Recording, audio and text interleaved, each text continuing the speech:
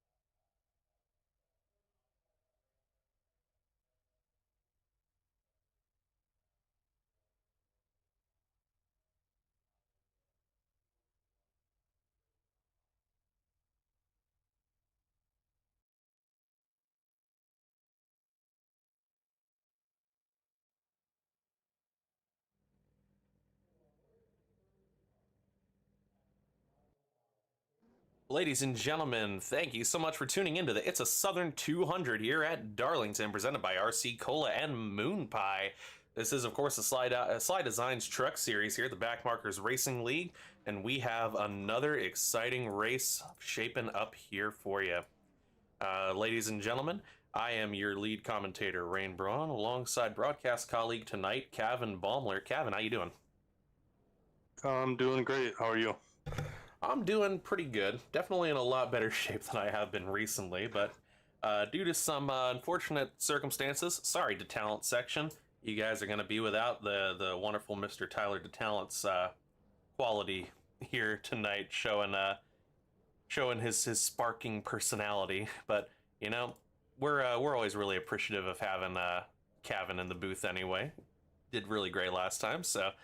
I prefer not being up here alone in general, so that's always nice.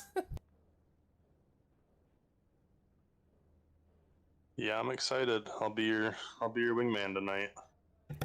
Well, just to kind of catch you guys up on some info here. This, of course, as I said, is week 8 here at Darlington. We're nearing the end of our season, and we have a pretty close championship battle. We'll get into the points in just a minute here when the race actually begins. But before everything gets started, kind of wanted to talk about what the outlook is for everybody here tonight, and to see who the picks for the races are. So, Kevin, who is your way too early pick before we even roll off this grid here tonight? Obviously, definitely going to be cheering for my teammate Blake Hoppy, but I think a sneaky pick for myself would be Michael Boyles. Sitting, I haven't pulled up the points yet, but I know he has 3 top 5s in the last 4 races and 5 top 5s in the 7 races that we've ran. Sitting 5th in the points right now, no, 4th in the points. So yeah, he is 4th. You know, he's definitely shown the pace, and you know, I think he could surprise a lot of people here tonight. That's an amazing pick, and I would definitely love to see the 05 finally reach victory lane. He's definitely been improving over the season, and he has the speed. For me tonight, though, my way too early pick, it might be a little bit of a softball, but I'm going to go with that guy on pole, the number 50, Jacob Bradley. Jacob, leader of Payday Racing, he has been dominant for us. He's a Season 2 ARCA winner, and he had a really great start to this season, running some good races, but due to internet connectivity issues, he was forced to sit out. I believe he's back with a vengeance and ready to show that he's as dominant as ever. As we get rolling here, crossing in, we're going green. A little bit of a blink on my end there. That was pretty funny.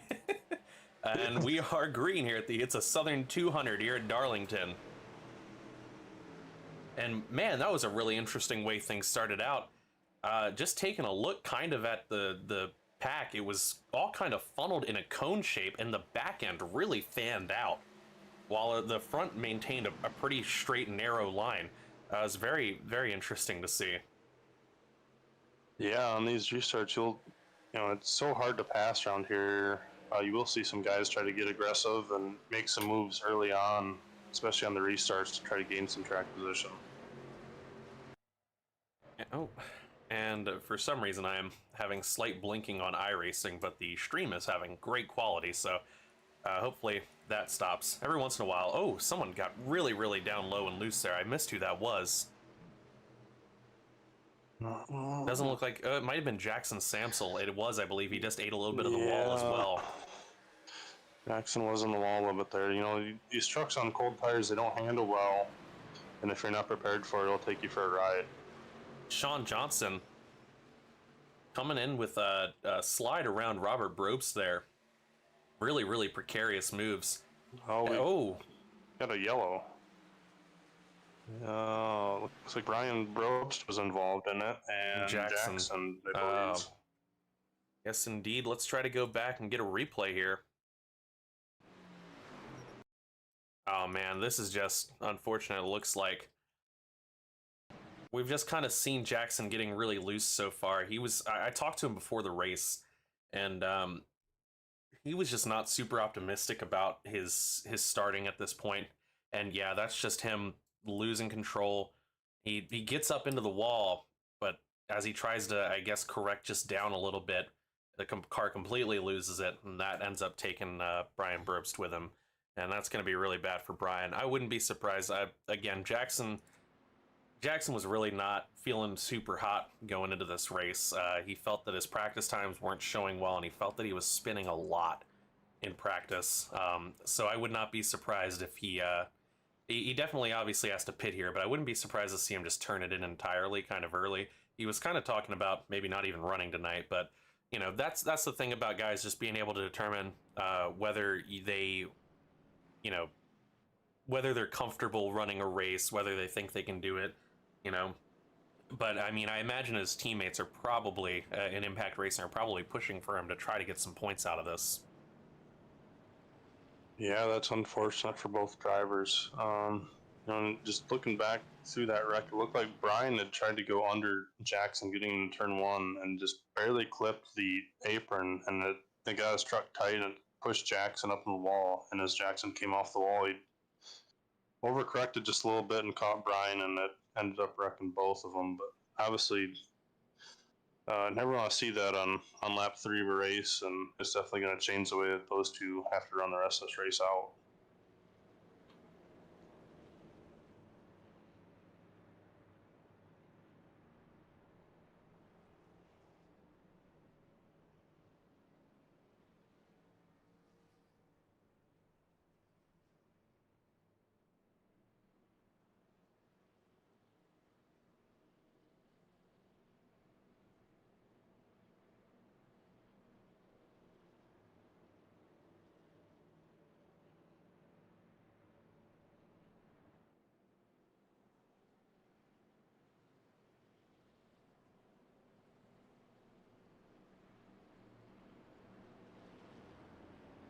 It does appear that Mr. Jackson Sampson has disconnected, so his race is unfortunately over very early tonight.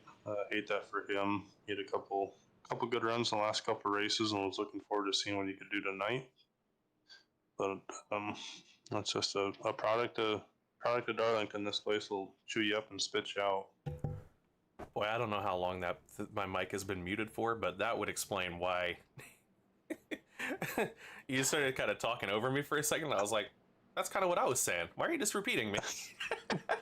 Yeah. I was like, why is nobody talking right now? Well, I was talking a lot. Oops. As we come out of the first caution here, get ready for the restart. And so far, everything looks a lot of the same. Some +1, some -1, but for the most part, not a whole lot of give and take in general. But it is only 7 laps in, so, I mean, that's, I guess, to be expected at this point to not see a whole lot of changes occurring. Right, yeah, you see a lot of these guys on the restarts, they try to get single file as soon as possible, especially getting into turn 1, just taking it easy. This place is really hard on tires, so I imagine some of these guys are just riding the first half of this race or so, protecting their tires, saving their truck. iRacing came out with that new damage model for these trucks. We haven't quite seen what it does when you hit the wall yet, so that'll be another interesting thing to keep your eye on.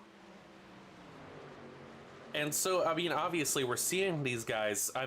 For those of you who aren't super familiar, Darlington. I mean, if you're a race fan, then you know. But obviously, some people here just cheering for family. I'll throw up the map real quick, just to kind of give you an idea. That is the shape of the track. One set of the turns 1 and 2 are much wider, whereas turns 3 and 4 are much more narrow.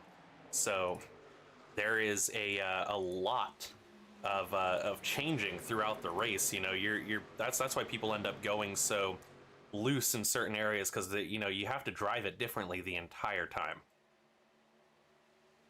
Yeah, and it seems like this place, I haven't ran it a whole lot, but just from my experience in the arca race Tuesday night, it is mentally exhausting. We got done with the race, and I sat in my chair for probably 5-10 minutes, just not physically exhausted, but just mentally exhausted. You have to be so focused running around here when you're running close to the wall like these guys are.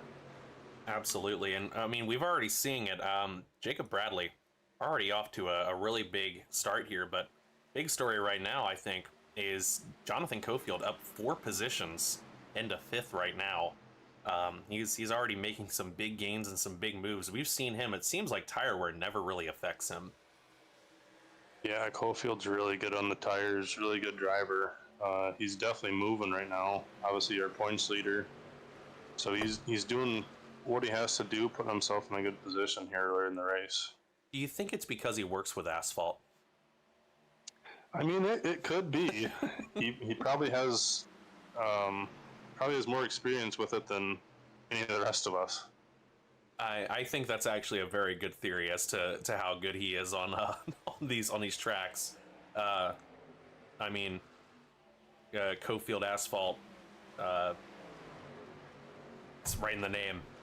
Yeah, the guy clearly knows a little something more than the rest of us. I wonder if he's just running tires on driveways or stuff that he's installing throughout the day. Wouldn't that be a good tire saving technique for iRacing? Yeah, it translates. Some other interesting news. Steve Loving's up 2 positions. He just passed teammate Dustin Bally, who's down 2. And Adam Boyle's just behind him, up 2 positions as well, as Sean Johnson is really looking to his inside. Sean is really looking like he's trying to push back. He's down 2 positions so far. And yeah, there he goes, diving to the inside already. I guess he definitely looks like he has a bit of a run. Wow, the 5 of Robert Brobst got very, very close to touching the back of that 32, that felt like there. Yeah, he was almost pushing him down the back stretch. I wonder if Sean kind of learned a little bit from Tuesday night about saving tires and maybe just doesn't want to push that hard right now. Another guy I'm looking at, though, is Evan Pienta. I believe 3rd place in points right now. Started 19th, and he's up 5 spots to 14th. Absolutely. And another important thing to note here tonight is we're going to take you around here. Sean Johnson, who is currently in 11th, the number 32 that we were just speaking of, he is currently matched up in the semifinals of the Backmarkers Bracket Challenge against our leader and pole sitter, Jacob Bradley. So good luck, Sean. Actually, no, that's not true, is it? No, I believe he was matched up with Cofield. You're right, it's Cofield. See, I thought of the wrong payday guy. Again, though, good luck, Mr. Right, Johnson. They're all so fast, it's easy to get them set up. Absolutely. And then the other 2 on the other side of that bracket fighting. It's your guys in 9th and 10th, Steve Loving and Dustin Bally, both teammates on Off the Wall Racing. So there's a bit of a teammate showdown here tonight to complete that bracket challenge. Of course, the winner's getting a free paint scheme designed by SLiDESIGNS. So, yeah, some pretty good high stakes stuff on the line here. Because if you've ever seen the stuff SLiDESIGNS makes, it's good. Yeah, absolutely. Steve's really good at what he does, making paints for on iRacing and all the other stuff that he does. And obviously, Steve and Dustin, it seems like every time that I'm watching these 2 race together, they're nose to tail. They're always around each other, so that'd be a good battle to watch. They're definitely keeping it a little interesting here. And now another interesting fact here. I'm taking a look, and it's just this current movements of Blake Hoppy here in 3rd. He is majorly seemingly coming in, closing that gap ever so slightly, little by little, on Johnny Rapp. But just as he kind of gets into a point where you think maybe next lap he might be in a position to overtake, Johnny Rapp finds something and pulls away again and creates that distance once more. So this is definitely going to be a good battle throughout the entire night, I'm sure.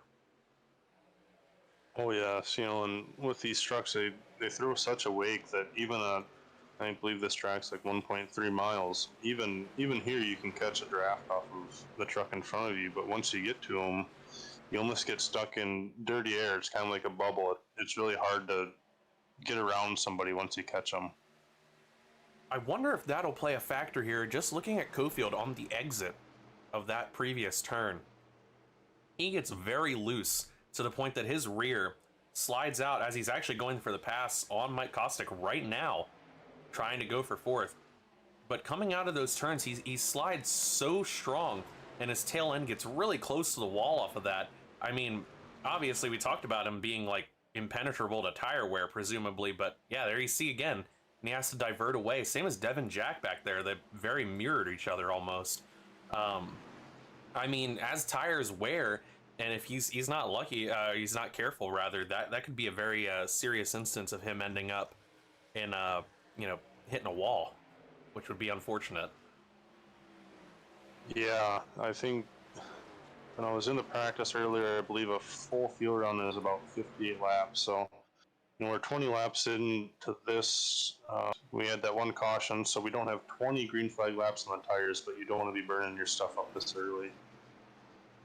And looks like we do have contact. Jackson Samsel down on pit road. He's going to fill in as pit reporter for the night, give us some insight and some info into what people are talking about, and get some insight into team strategies and any wrecks that occur here. And maybe Jackson, if he got us, maybe talk about how your race started, how you're feeling right now. You guys got me? Yes, sir. Yeah, it was an early end. I can't say I was prepared for the night, but I dove into it head first and didn't start well, but was just gonna try and save tires as best as I could and maybe fight through the field, and let some other people wreck. But that just didn't happen on lap 3 or whatever. Brian got under me and went to the corner and just kind of slammed me into the wall, and I tried to get it off the wall, and I came down and wrecked him. So it wasn't intentional. I just was trying to get her off the wall and trying to keep some speed. Well, I mean, like I said, you weren't really optimistic heading into this race, and sometimes you just got to know when it's not your night. So, at least we'll get some valuable Jackson commentary at times whenever you tag you to give us some reports on what different people are going on throughout the night. Sounds good. Well, Kevin, speaking of the tire wear and everything we're talking about, I mean, we have a pretty long ways away at this point. Obviously, nobody ended up pitting on lap 3. So what does tire wear and fuel mileage look like for these guys in this race? Yeah, so I believe, as the run progresses, they're going to be using less of the gas pedal, so it'll help their fuel mileage a little bit. But I believe a full fuel run's about 58 laps. We got a 147 lap race. You could see a couple guys maybe try to push it and run it close to the end, but I think the optimal strategy is probably pit around lap 49, lap 50, and try to break this race into 3 parts if it looks like it's going to stay green. Absolutely, and I mean, at this point, Devin Jack really in the wall back there. And he falls back. Michael Boyle's going to go around, as well as Dustin Bawley probably here. Yeah, that was a nasty hit. Just a little bit of a case of overdriving this place, and you get so caught up and kind of just riding around, and sometimes your mind will tell you to push one lap, and you end up in the wall. You just really have to baby these things around here. It's really not a track that you can attack that much unless you're on fresh tires. Absolutely not. And man, it seems like that's turn 4 there, that they're going into turn 1 now, or you know what I mean. no, that was turn 2. Okay, so coming out of turn 2 is seemingly I'm all turned around on this track, is seemingly where a lot of people seem to be doing the same thing, and that's that tail end fishing out, coming out, and then them correcting as much as possible, and you see them divert up track. You just saw Jay Bass do it in the back as he tried to get up out of the way there. So I mean, is that just kind of the way you have to drive this thing, or are people just having some trouble here tonight? Yeah, we just had Robert Brobst hit the wall pretty hard in 3 and 4, but turns 1 and 2, you'll see a lot of these guys, they enter low and kind of drift up towards the wall, and you kind of have to run as a diamond line. There's an elevation change coming out of turn 2, and the truck gets really light, which is why you're seeing some guys drifting up towards the wall and getting loose.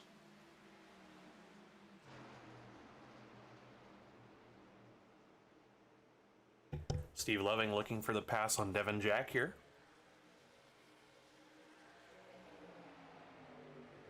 Yeah, I think Devin's gonna let these guys have it.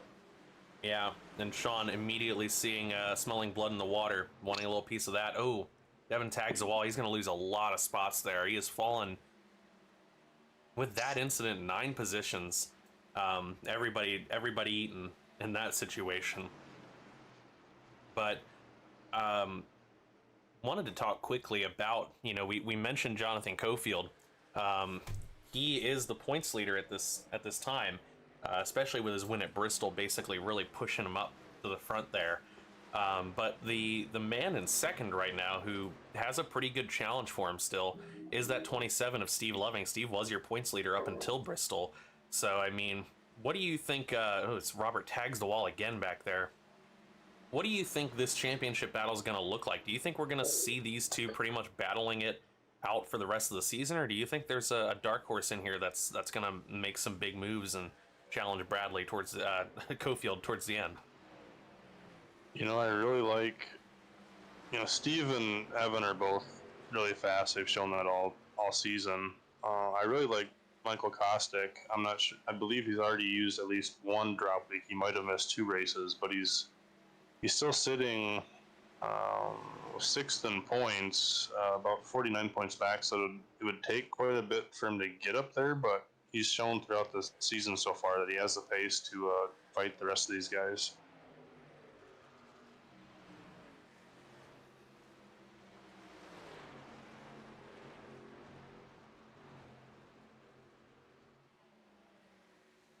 Well, for the fans at home who are always interested in the lore, and Kevin, I don't know how much you know about how the truck season started in the team generation, but the original idea was for truck teams to have 5 charters and run 5-car teams. And that was changed before season start to try to be able to allow more teams to run. Because at that point, you'd be looking at maybe 4 teams, right? Whereas now we have roughly 5 with some free agency going on. But during that initial period, Off the Wall Racing, my team, we had the team that we're cemented with now, but our 5th driver that we had was Jonathan Cofield. Oh, really? That's huge. I think that's probably news that nobody else had heard. That's right. Cofield was signed on with us initially, but just due to kind of talking about it, especially when we were coming down to 4, he was the odd man out anyway. On he's dragging the wall just as I'm talking about him. I just said about how I was wondering when that back end was going to give out on him. Yeah, he was getting pressure from Michael Kostick there. I wonder if he just didn't overdrive the corner a little bit. Tuesday night I caught myself doing that a couple times. Even if you zone out for just a little bit going down the back stretch, the next thing you know, you've missed your braking point and you're probably headed into the wall. Really unfortunate, but he's recovered already. So, but as I was saying there, just kind of make the long story short on that, he ended up deciding that he wanted to go back and try to race with Payday anyway. And so since we were shortening it to 4 teams, we came to the agreement, released him out so that he could go run with Payday. And I mean, obviously, didn't want him to because we knew he'd run good. But now that he's the points leader, it is definitely impacting me. No pun intended there. Mentally, thinking about what could have been at this point. Yeah, he's clearly shown that I want to say he's the best. I mean, there's a couple guys close to him, but I would say he's probably all around the best truck driver that we have in this series right now. Oh man, I have to check this. I think he's the 3rd winningest driver in the entire series. The entirety of Backmarkers Racing. Yeah, I know last season when I raced, I think I raced about half the season in Arca, and he was always up front. I was wondering how he was doing it half the time.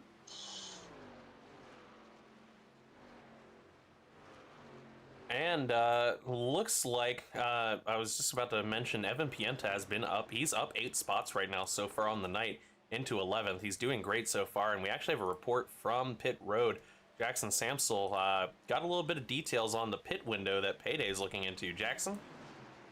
I've got news from the Payday camp that the pit window should be opening around 5 to 6 laps from now, and I don't expect them to pit as soon as that opens, but that's going to be your watch on pit road for guys coming in. Jacob said over the radio about 5 laps ago, he said 10 laps till we're, ooh, somebody just got loose off turn 2. He said 5 laps till the pit window opens, and everyone else was like, yep, I've got the same thing. So Beck driver's coming in about 10 laps. Thanks, I see one on pit road now. There you go, yep. And that's Brian Brobst heading down. So thank you very much, Jackson, for that pit report. So yeah, looks like already we're going to be starting to see that filter in at this point really soon here. And you got to wonder who's going to choose to stay out and get that lap lead bonus. I mean, you're looking at Jacob Bradley's teammate Johnny Rapp sitting behind him right now. I mean, you'd think that maybe he'd want to pit on the strategy of the team together, but also would staying out the one lap to at least get a bonus point in that aspect be something he would want to look into. Same thing with Blake Hoppy or Mike Kostick at that point. Yeah, I like Johnny Rapp. We've seen him try to pull off some aggressive strategies before, so I'm assuming he's probably not going to do exactly what Jacob does, but with this race looking like it's probably going to go green through pit cycles, I doubt he's going to stay out much longer than Jacob. You know, and with Brian pitting here, he's going to try to pull off a massive undercut. I was watching a couple guys in practice that made pretty close to a full field run, and the tire wear and the tire fall off is about close to 2 seconds for a full field run, so he's going to be flying on these new tires now. Austin Holbrook heading down pit road. Austin, of course, taking up the mantle for the 4th car and off the wall within it's 2 races ago at this point, 3 races. I lose track of time. So he's he came up from ARCA. I believe it's been 3. I believe he started at Talladega. Coming up from ARCA, was having a pretty good season down there. Got tapped to drive trucks. Was really optimistic. Wanted to go for it. And so he's had a pretty good showing here so far for the races he showed up on. And he definitely impressed back at Michigan during the All-Star race. Not the All-Star race. What am I talking about? That was last year. Michigan earlier this season when he was doing the up-and-coming car where he got tapped for a hot seat. And just off of all of that, looking to see more out of him here tonight. And maybe this is another instance of him deciding a short pit might be more beneficial. Maybe it's just a matter of, man, them tires are causing me some trouble.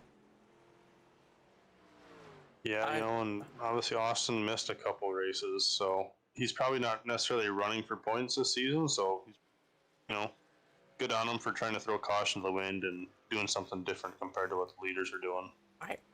I need a report here. I have Brian Brobst missing from my lineup here. Yeah, I believe he just disconnected a lap ago or so. Well, he'd just come off that pit. Did he end up losing signal? I don't know why he would just cut out. I don't have a report of him spinning or anything like that.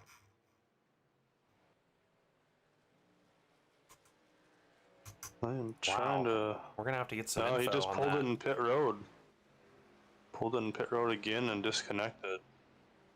Wow, I wasn't expecting that. Oh, man. Holbrook with those new tires about ran over Jay Bass there. I don't think Austin knew the closing rate with these new tires. And now Jay's in the wall. Well, okay, Austin's going to get by him. To be fair, Jay's so been Austin in the wall is 2 laps down. Yeah.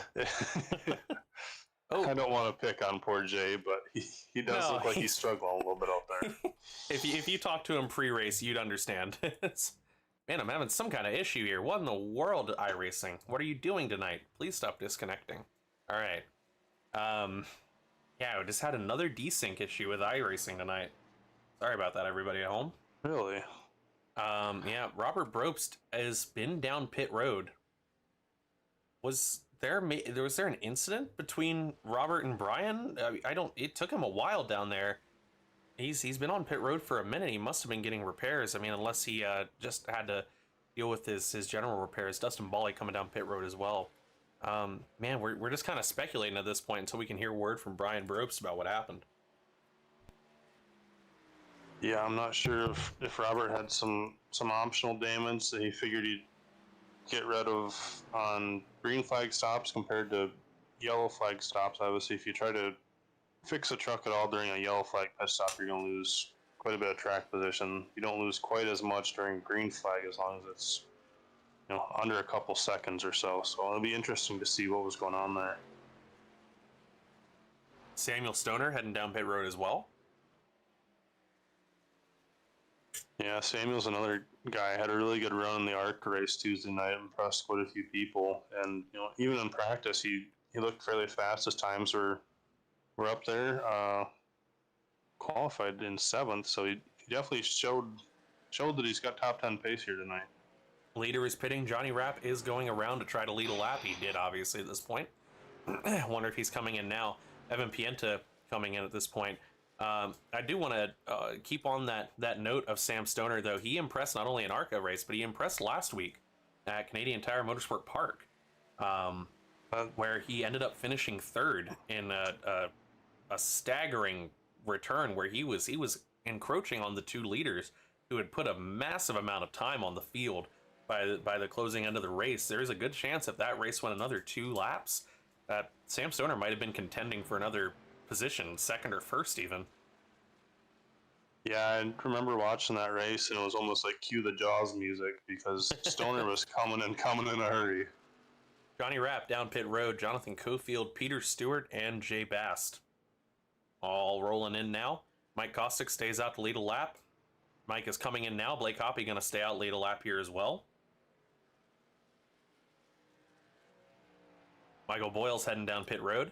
Looks like he was probably thinking he might try to bide his time a little bit, but everybody's kind of staying out to try to lead the lap, and him and brother Adam Boyles both coming in at this point. Yeah, and so I'm looking. Blake, Sean, Steve, Devin, I believe, are the only 4 that have not pitted yet. So it'd be interesting to see if they're trying to run this out and hope for a yellow, or if this is just their strategy. Obviously, Blake's going to have the freshest tires by about 5, 6, maybe even more than that laps. So that'll be worth a little bit, but you're losing so much time right now staying out with those guys running the lap times that they are. Absolutely. Devin Jack coming down now. Michael Boyles and Adam Boyles coming off pit road. Blake, Sean, and Steve still sitting out. Jacob Bradley will inherit the lead once they inevitably come in. Well, Blake is still pushing pretty hard. I wonder what his thought is here. Yeah, I don't know if he feels like he saved enough tires where he can run a little bit harder here until he has to pit, or what the strategy is. Obviously, we know he's very capable of running up front in the Truck Series and the ARCA Series. I believe he's pitting now. Yes, he is. But he obviously, another guy that had a great run in the ARCA race here on Tuesday night. I believe if he had another 5-10 laps, he might have caught our winner, Chris Mendel. And there's Blake Hoppy down. Sean Johnson sees it, and he's going to stay out. Oh, and he's... Johnny Rapp. Oh, never mind. Johnny Rapp is has already pitted. I thought that was a different car, but they're just faster cars trying to get around him. Sean Johnson leads a lap here. I got to wonder if he immediately pits, because I got to think that Steve Loving might be trying to do... Wow, I was very close on Cofield, catching the back of Mr. Moonpie there. Sean's calling that he's pitting. He's going to have to take a weird entrance to pit road. There it is. Steve Loving is going to look here to lead a lap to try to gain any extra momentum or bonus that he can towards maintaining that 2nd place in points and having a chance at challenging Jonathan Cofield. Blake Hoppy on his way out of pit road now. And when this cycles back through, it looks like Jake will have about a 6.5 second lead or so.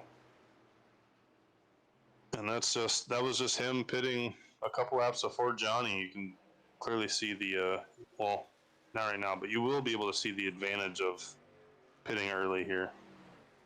Steve Loving staying out for this lap again. Jacob Bradley about 20 seconds behind. And everybody has made their pit cycle at this point, and it's green here, heading to lap 59.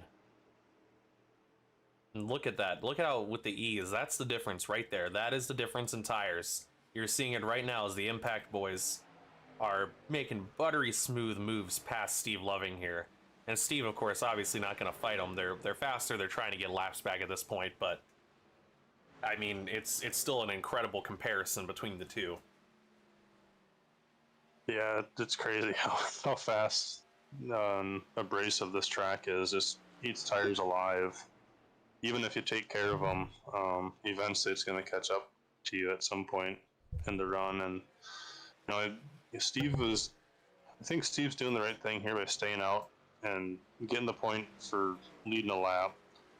But at this point, he already led a couple laps. So I would bring it to pit road, because right now he's watching lap times. He's anywhere from 2 seconds to a second and a half slower than what Jacob's running on his fresh tires. And there he goes, and now heading down pit road.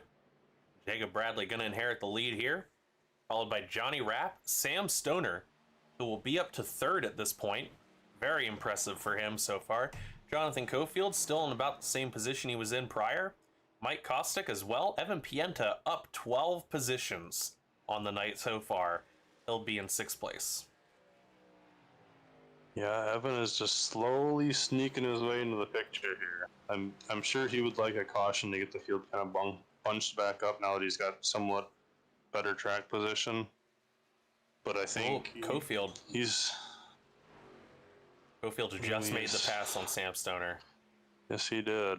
And looks like the Cofield's on 2 lap fresher tires than Stoner. He's on the freshest tires of everybody in the top 5 right now.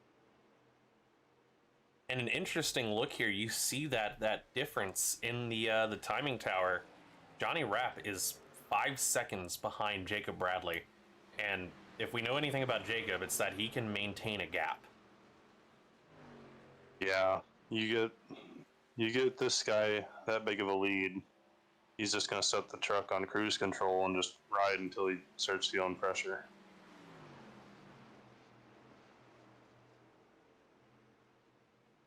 And after everything's said and done, looks like your top 12 are still on the lead lap.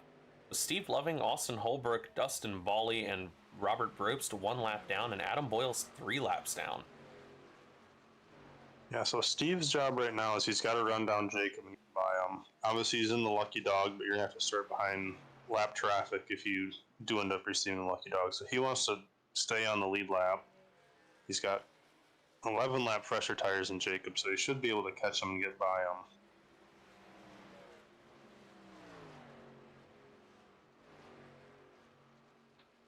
And as a matter of fact, Jacob currently approaching the 12th place position, getting ready to lap again. We see Steve actually, speaking of Jaws music, just swung into view just behind the 50, so he is making that ground up. Jay Bass, I believe, did pit before Jacob Bradley did, or he did just around the same time. I can't remember. I know Austin short pitted. Looks like Jacob pitted lap 51, Jay pitted lap 52. So it's about 1 or 2 lap difference in the tires there. So that just goes to show you how fast Jacob Bradley is right now. He's pretty much on even tires, and he's going to get by Jay, it looks like. Yeah, very proficient here. That 53 machine has seen better days. Usually road course days, but better days. Yeah, Jay's a good little driver in his own right. I don't think Darlington's one of his favorite tracks. I was watching him on Twitch one night, and he was racing the trucks at Darlington. He wasn't having much fun, so I'm sure he'll be excited to get this race over with and head to the next one. And looking around, it looks like we're kind of evened out at this current point. Not a lot of passes going on. I guess we're just going to kind of stay here as Steve Loving's about to make a pass on Jay Bass. That'll put him back in Lucky Dog's position until he looks to get around Jacob Bradley here. But the thing is, as we said, it's as much as he's run him down, the cost of the tires, you wonder, is Jacob just good enough to still fend him off? He very well could be. It's really easy to defend at this track. Really hard to overtake somebody. Trucks are just a little bit wider, and racing surface is a little narrow. So if you position your truck in the right position, it can make it really hard to get past. And I'm watching, Cofield has ran down Johnny Rapp. Whoa! There goes Steve now. And he's back on the lead lap, sliding all the way around Robert Brobst and Jacob Bradley. Jacob got held up there by the 5 a little bit. Oh boy. Now we got a little bit of tempers going on. Jacob obviously wasn't very happy about getting held up there, understandably, but at the same time, that did, in fact, allow Steve to get by and get back on the lead lap. Yeah, and Jacob's lead really hasn't changed, but what has? The man behind him. Jonathan Cofield has just overtaken Johnny Rapp and is storming to try to catch Jacob Bradley. And if there's ever been a fun fight to watch, it's always to see these two teammates and to see Cofield. This is always something so interesting. It's the halfway point to the final stretch where Cofield always seems to really show up and shine to the biggest extent, because he just charges his way through a field and just puts time on everybody en route to trying to capture the lead. We saw it last week. We've seen it multiple times throughout the season. I mean, we say he's one of the most dominant, probably because I think he's podiumed every race so far in the truck series. And I'm not sure if anybody else has come close to doing that, or at least as many times as he has already. Yeah, sometimes I feel like Jonathan's just playing a cat and mouse game with the field, making them think that they're fast enough, and you get to the second half of the race and he just turns up the wick just a little bit and he's gone.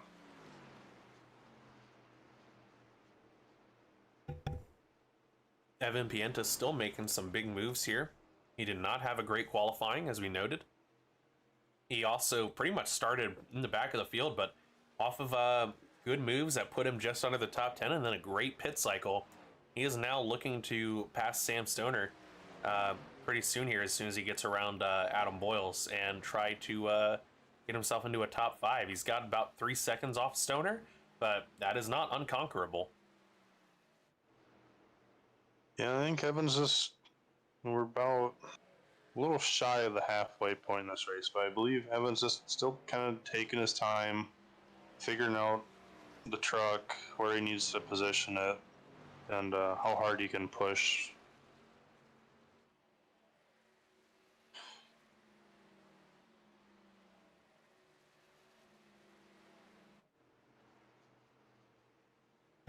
And as we try to take a look through the field just to see, Peter Stewart up 6 positions, having a pretty decent night so far. But he is ahead of our, of course, Peter Stewart, resident Canadian here in Backmarkers Racing League, ahead of the other resident Canadian, Devin Jack. And Sean Johnson trying to make a move on the 17 again. I think we've already seen that happen as this race so far. Sean has shown a lot of more tenacity and, for sure, a lot more aggressive nature of trying to go for spots in these past few races. Yeah, Sean's I would compare him to Ryan Newman. He's really hard to pass, and he's really good at making aggressive moves that sometimes other people are a little scared to make, I guess, out in their racetrack. I like that comparison, and I also like the challenge that he puts forth, and the like I said, it's not really aggression, because aggression is associated negatively in racing, but the aggressive desire to get into a... Ooh! And look at that. Saves it. That drift up. Almost could have took out the 17 there. Manages to hold on to it. Resets him, but you know he's got his eyes on the prize, trying to get around him. I mean, to him, it's fighting to get into the top 10. I mean, we're only coming up on halfway through the race, so I mean, there's a good chance he could cycle up forward, but you know, most people at this point in the race might be kind of cool, content to settle in unless they get a really good run. I think Sean is just determined to get past whatever's in front of him right now at any given point. Yeah, he's one of those guys that once he makes up his mind, he's going to go, and that's simply all there is to it. He's taking another look under Devin. It's really hard. Are they in 1 and 2 or 3? Okay, they were in 3 and 4. I got confused that time. It's impossible to tell, really, just from the corners. They look so similar. You're going to go into 1 and 2 side by side, and it's really hard to make a pass down here on the bottom. And he doesn't. In 1 and 2. Looks like he learned a lesson there as it was. He's going to fall in line here.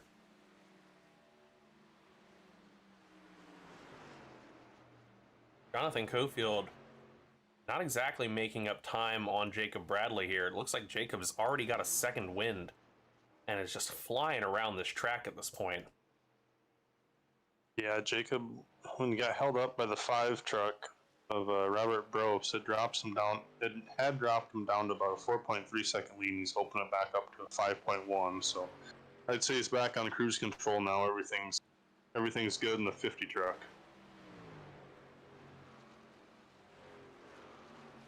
Johnny Rapp still eyeing Jonathan Cofield. Not too far off from behind him. Mike Costa getting completely sideways coming out of turn 2. Managing to recover it, but yeah, that 52 machine, you can tell he's trying to hunt down Cofield again here. I mean, I think that's what's so interesting about the way Payday ends up operating, is these guys are so hungry for wins, so hungry for being the best in this league, that team strategy is important in the long run. But if they're back to back, there is no like, hey, you gonna push me a little bit? Hey, I could probably use a win. No, man, this is mine. I can win this thing. I'm gonna win this thing, and that's always a great thing to see competitively. Yeah, absolutely. That's the way it should be. There shouldn't be team orders and stuff like that. I was just watching. Cofield missed the exit of turn 2 there, and it really allowed Johnny to close up on him.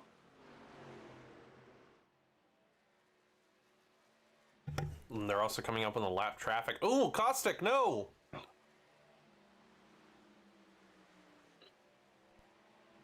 was a nice save there by Michael. I noticed Tuesday when I was running the ARCA race, if you got in the wall, it almost like it was like a glue. It sticks the car in the wall, and it's really hard to pull it off there. So he did a good job of pulling it off there quick enough and not losing too much momentum. Or Johnny Rapp, there he goes. Right around Jonathan Cofield. Big opportunity here. Oh, Cofield! Oh, and that might have been a little bit of that dirty air. He was tucked up really close to Johnny, and it might have just lost the nose in that dirty air and just pushed tight into the wall. And that's exactly what you were just kind of touching on. It's another scenario, we just saw it again here. Getting sucked into that wall. I imagine it's something to do with aerodynamics and airflow and the way that works. When you get sucked into it, this is one of those tracks. I mean, you see it in a couple, but on most tracks, you can pretty much, if you grab the wall, you can pull off and maybe not move like a car length pulling off of it. And it seems like here at Darlington, if you're touching the wall, you're shooting clean across the track trying to drag yourself off of it. Yeah, I'm not really sure what it is. I wasn't a fan of it, but it definitely adds another element of the challenges of Darlington. The good guys get really close to the wall without hitting it, but one simple mistake and you're sucked in the wall. I think we watched Blake Hopp a couple times Tuesday night do it, where he got sucked in the wall and just lost all his momentum and immediately went backwards. Blake Hoppy going around the 5 of Robert Bropes now, tailing Evan Pienta, hungry to get past him here. So I've been watching the lap times. Blake is 0.3 of a second quicker than Jacob Bradley right now. So I'm not sure if Jacob's in traffic or just kind of saving his stuff, or if Blake decided to try to push a little bit more here. But he's starting to come on. He was one of our later guys to make pit stops. He's 5 laps after Jacob, so it's not a huge advantage, but it's just a tiny bit. Oh, mine. poor Robert Brost just pounded the wall again in 3 and 4. He's having a tough race, but man, is he earning some points. Yes, he is. That's what matters. Oh man, love when everybody just shows up and tries the absolute best. That's the fun of it. But yeah, to be inclined with that, I'd think, ooh, you see, there's that fishtail, and just a drag of the wall, creating some cool sparks for the people at home. Just little fireworks for you. Blake being faster in these last few laps than Jacob Bradley, I imagine it's a combination of both. Jake, geez, who am I talking about? Blake pushing just a bit harder, trying to get in better position for the upcoming. I imagine as we get closer to lap 100 is when the next pit window for most people is going to be, since it seems like 40 to 50 lap runs on the tires for most people. But Jacob also is in a pretty firm spot. I say as Johnny Rapp's time is closing drastically, but maybe that's also telling that Jacob is kind of saving his stuff here. Yeah, and if I'm Johnny Rapp right now, he's sitting 6.3 seconds behind Jacob. We know tire fall off is about 2 seconds per lap on a long run. You know, if you feel like you have a chance at winning, take the shot, maybe pit 3 or 4 laps before Jacob does, and see if you can hold them off. It's definitely not a bad strategy, that's for sure. It's working out for him, and it generally has. I mean, Jacob Bradley, he knows his stuff. He knows his way around his truck, and I think that's what's really important. Whatever car he's behind the wheel of, he seems to just have a firm grasp on how to drive it and what it likes and what it doesn't like. Yeah, these guys know Jacob's not going to make a mistake. You're going to have to beat him in pit road or on some type of different strategy. It's going to be hard to beat him heads up when he's got this big of a lead. And to anybody wondering at home, the iRacing proficient wondering, well, maybe he just has a better setup. This league is closed setups. He is running on the same setup as everybody else, only changing brake bias, steering ratio, and the steering offset. Pretty much all he has any control to actually change, the same as everybody else. This is just dominance in the face of a pretty even competitive field in terms of equipment. Yeah. Unfortunately for the competitors, he's just that good tonight. Well, unfortunately for me, I didn't put any money on it, apparently. So that's... Maybe next week.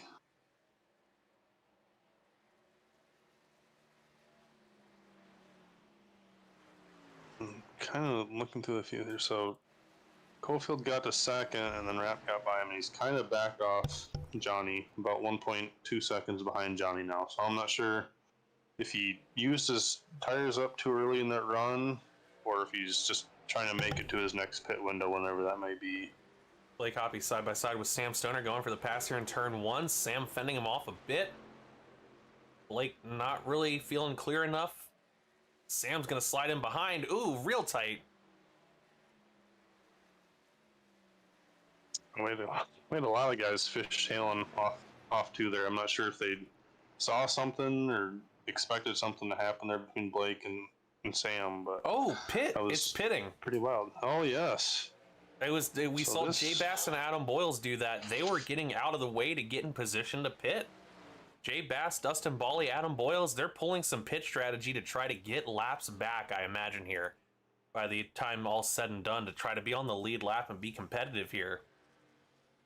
And they're kind of running this race in reverse. They're pitting with about, I think we have 57 or 58 laps to go, which is about as much as you can get out of a tank of fuel here. So they're just hoping that they can come down pit road and run it to the end and make up some time. Well, I would say they're hoping it stays green, but if it goes yellow and they're on the lead lap, it doesn't matter. Then they're going to be fine to pit anyway. So this could be the best strategy they could be making at this point. They're coming back on track now, and nobody else has gone in just yet. And that's so interesting to me that Adam had the exact same thought process as Adam Boyles, Impact Racing, had the same process as two off-the-wall drivers, thinking the same thing. I mean, must be a pretty decent little strategy they've got in mind then. to see multiple drivers trying to take advantage. Yeah, and I think you might see a little more strategy this pit cycle compared to the last one. There's a saying in racing that, if you follow what the leader does, you're going to end up following the leader on the racetrack. So I think we might see a couple different strategies play out here once this pit cycle opens in probably about 4 or 5 laps, I would imagine. Oh, and Ooh, Johnny Rapp just killed the wall coming out turn 2. Yes, he did. That's going to be really big for Cofield. Trying to make up some ground. He's just going to add... He drags the wall more. Man. Insult to injury. And now Cofield might have just going to try to reel him in. Might have just been some frustration out of Johnny hitting the wall coming out turn 2. He probably drove into turn 3 a little bit harder, mad at himself, and it hurt him again. Looks like he's got it going straight though now. Now he's gonna come down pit road. I think his tires have probably had enough. Yeah, I think that's actually the best option he could take at this point. Dustin Bally already moving around trying to regain his laps.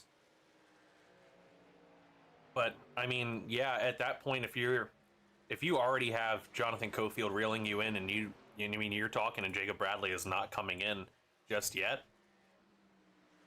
Speaking of, there goes Jacob Bradley now, but still, like I said, you might as well just come in and pit. You've already got lap lead bonus, so nothing else to stay out for. Mike Costigan as well. Right, and I believe that's probably Jacob covering off Johnny Rapp. He didn't want to stay out there. If he would have stayed out there for 4 or 5 more laps, depending on what type of damage Johnny had, it would have been probably fairly close to each other with the amount of fall off that we have in this truck series on a long run. Mm-hmm.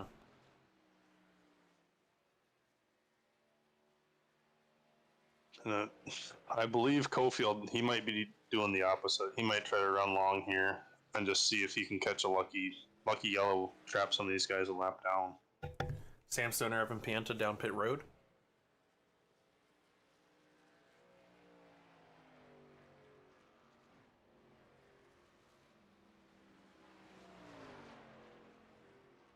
Michael Boyle's heading down pit road as well. Robert Brobst.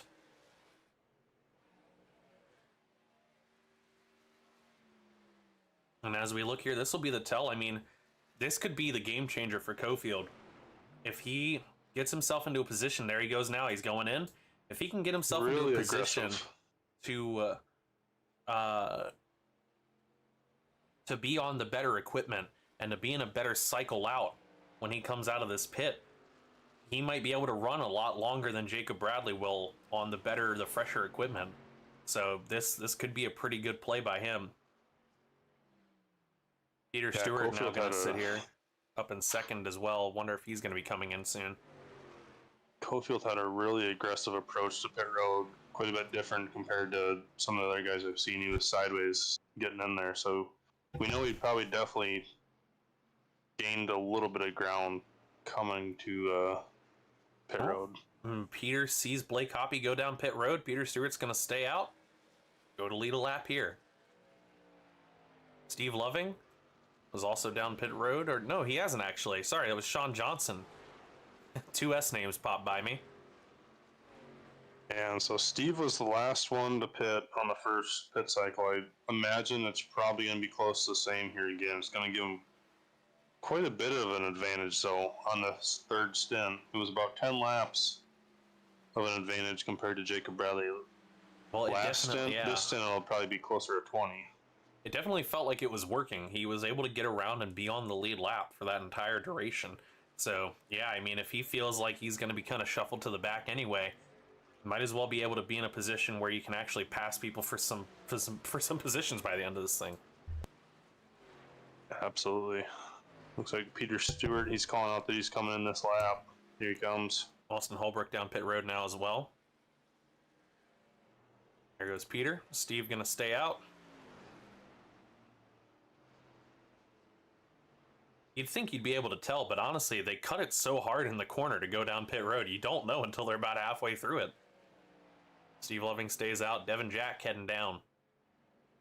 Yeah, That will so it leave looks like Steve Loving the last car that has not pitted yet, still out on the track.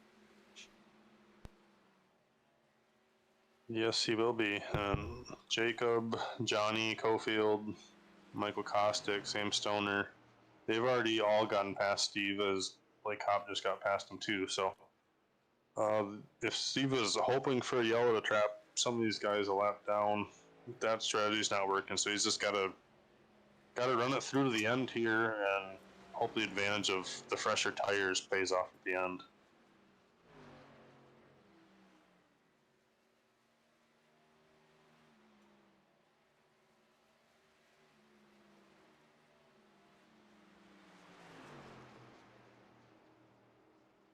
Coming up on lap 106 here of 147 on the It's a Southern 200 race here at Darlington, sponsored by RC Cola and Moon Pie here in the SLiDESIGNS Truck Series on Backmarkers Racing League. So, as we approach the final third of this race, have you been enjoying it? Yeah, it's been very entertaining. You know, we've seen comers and goers, and a lot of guys battling hard with each other and making some aggressive moves, and we've seen tire saving. I mean, we've really seen it all in this race. This track puts on a really good show. Yeah, absolutely. I mean, I think the only thing I'd say about Darlington that might be the hang up for some people is it is just a lot of line racing for a long time until somebody just has a decent run or has better stuff at that certain point.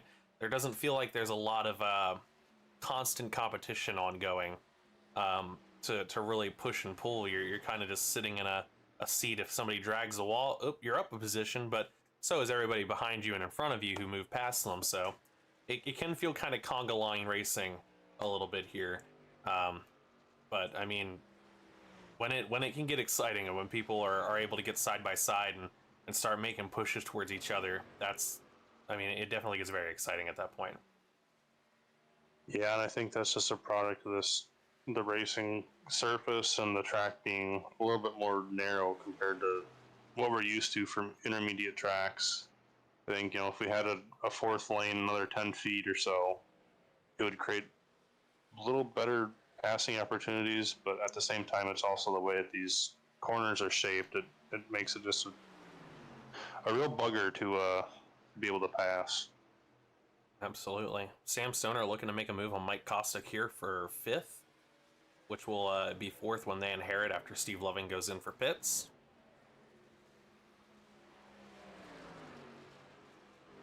And so I'm looking at Steve. So he ran 61 laps that first run.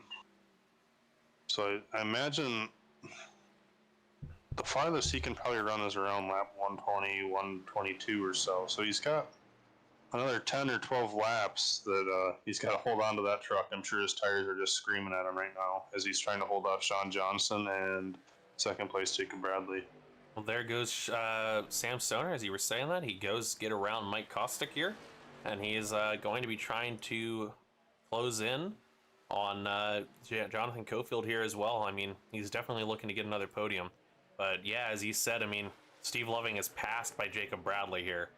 I mean, that's already big, because that's going to put him in a pretty unfavorable position on this pit cycle, putting him a number of laps down. Yeah, you know, with this not being our typical 1.5 mile track, this is 1.3. There he goes. Yep, Steve's making the right call here to pit. But yeah, you know, the farther you fall back, it's easier to go laps down here compared to other intermediate tracks, just because the track's a little bit shorter.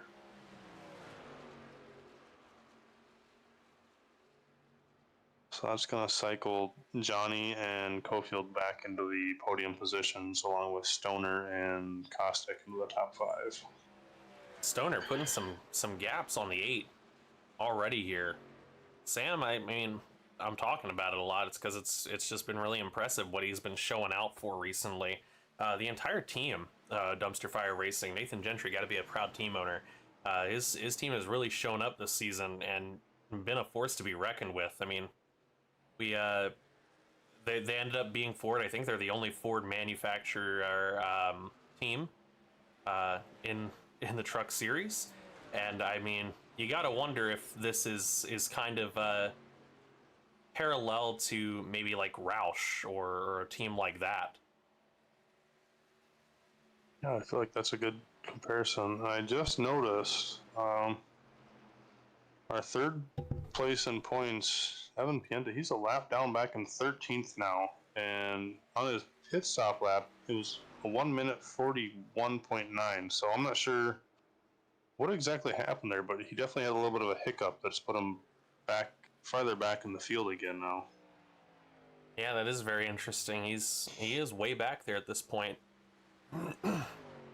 Adam Boyles as well, not having a good night. He's down back behind Robert Probst at this point, and we've seen Robert been kind of struggling here tonight as well. So Adam must have had a pretty tough break at some point here as well, it looks like. Yeah, this is definitely not an easy track to get your head around. Even the best kind of struggle here, as we even see it in real life. So place is no joke, that's for sure. Peter Stewart is doing his best to fend off the incoming Jacob Bradley, trying not to go a lap down here. But unfortunately, Sean Johnson might have just put himself in an unfortunate situation, as that just allowed Peter to immediately catch up to him catching that wall and having to divert around. Peter, I imagine, is going to go for the pass here. Sean lost a lot of momentum down that back stretch by getting into the wall. Well, Peter showing a little bit of patience. Didn't quite feel he had it just yet, but I imagine it's just a matter of time here at this point.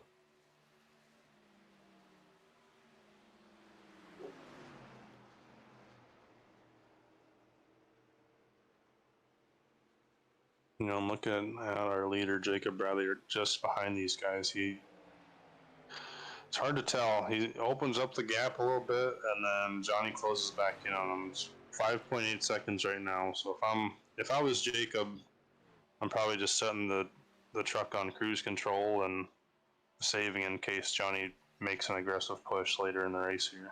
That's probably the best bet at this point. Save as much as you can on fuel, save it on the tires, get the prolonged run, because if you do end up in a situation where it's 5 laps or so to go and it's a yellow, especially if we have a green-white checkered twice or something like that, I mean, you're looking at a very serious implication of running out of fuel. Yeah, you'd have to make sure that if you did pit, you'd want to throw another gallon or two in it just to play it on the safe side. We didn't really discuss the outcome, but Steve Loving is only 1 lap down at this point. He, the way he cycled it seemed to have worked out for him. Sean Johnson now getting around Dustin Bawley, as well as Peter Stewart. And this time around, if Jacob Bradley gets around the 21, that will put Dustin 2 laps down. Dustin, our winner from last week, not having the best of luck here tonight. Yeah, I'm not sure if he just can't get accustomed to the track, or I know in practice he was saying something about he's dealing with a stuttering issue, so I'm not sure if he's having a graphics issue or what's going on, but definitely off the pace compared to what we're used to seeing him run. Sam Stoner's reeled in Jonathan Cofield pretty well here. He's going to be within striking distance. Or I'm sorry, I was speaking on Mike Kostick coming up on Sam Stoner again. He'll be within striking distance pretty soon. He's managed to maintain about a second or so gap without getting too far off pace. But your favorite Kostick there, Michael Boyles, not too far behind them, 6th. No, once again he's running right around the top 5, kind of becoming a machine at picking up these top 5 finishes in this truck series. This is his first season with us, so he's definitely showing what he's very capable and a very, very talented driver here. Rookie season.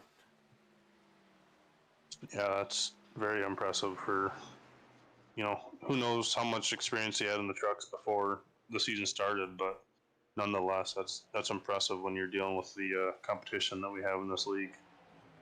Something I think is really fun to kind of talk about here would be to go through to understand it's pretty prestigious to earn a victory here in the Backmarkers Racing League.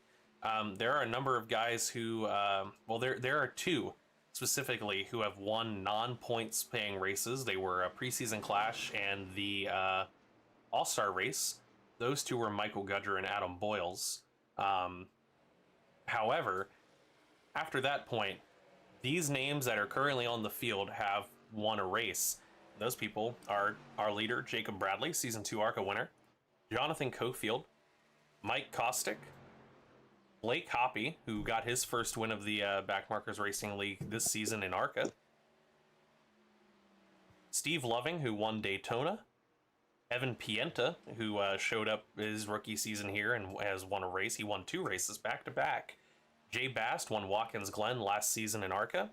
Dustin Bawley, a 6-time winner here. And Adam Boyles, who won North Wilkesboro in Season 2 of ARCA. That is a pretty short list, and I'm pretty sure that's all of our winners that aren't currently just running ARCA. Like guys like Christopher Pendell.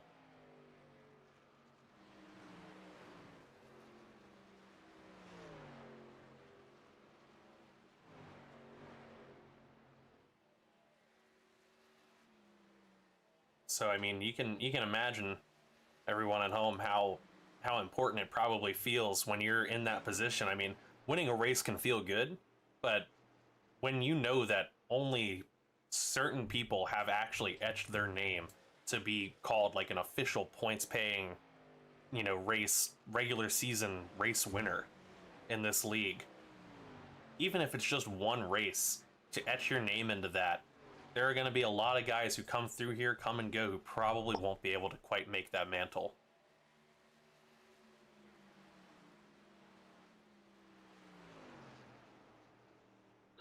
Yes, and I'm sorry I'm back. I had to take a phone call real quick there, so I didn't catch everything they were saying. But obviously, as Rain said, we have some really talented drivers in this field and a lot of proven winners. Absolutely. Well, Kevin, have you won a race yet this in Backmarkers? I've not been That's the okay. bridesmaid a couple times, but Hey, you know what?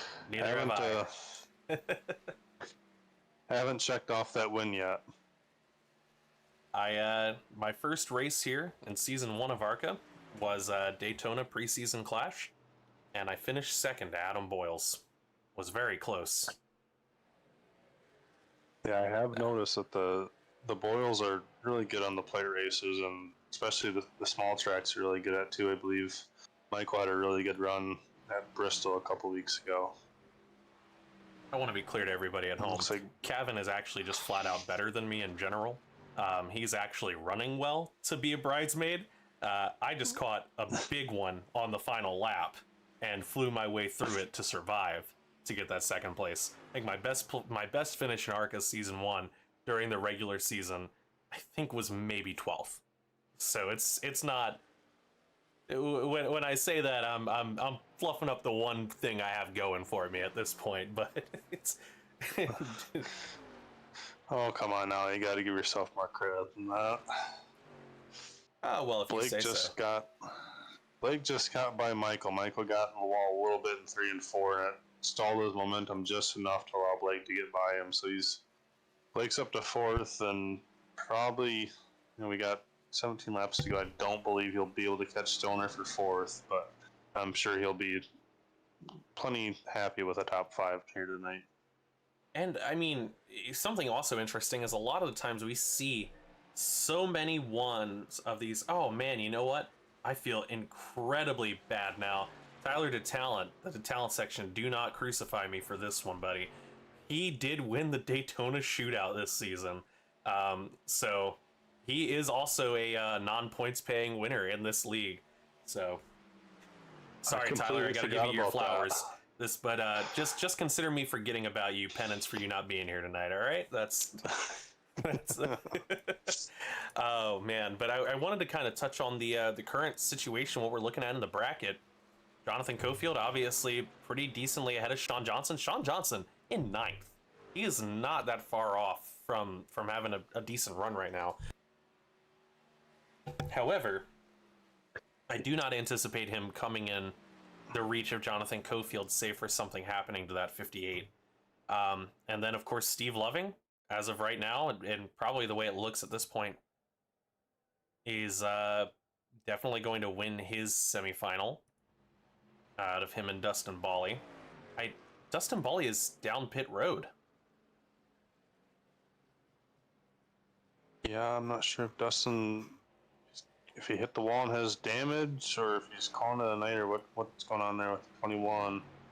It's like he is taking a pit stop here. I don't anticipate he'd call it a night. Maybe just because of him being 2 laps down, he thinks that it might be a chance to take some fresh tires and extra fuel, and maybe make up some ground on guys who won't do or take the chance he's taking here. I don't know how much that could pay off with 14 to go, but I mean, we're gonna have to wait and see.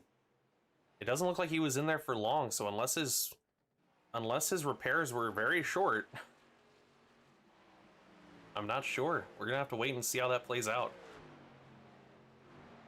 So, you know, this almost happened to me in the ARC race Tuesday night. I turned off the autofill option, and it almost underfilled my car. I caught it at the last second. Oh no.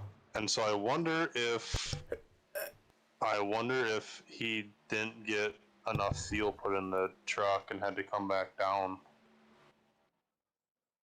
Man, iRacing is giving me some trouble right now with this constant desync that's occurring in these last few laps. Bear with me, folks. There's nothing I can do with this. My internet's fine and the stream is holding up. I'm not losing connection on Discord, so it's got to be based on iRacing.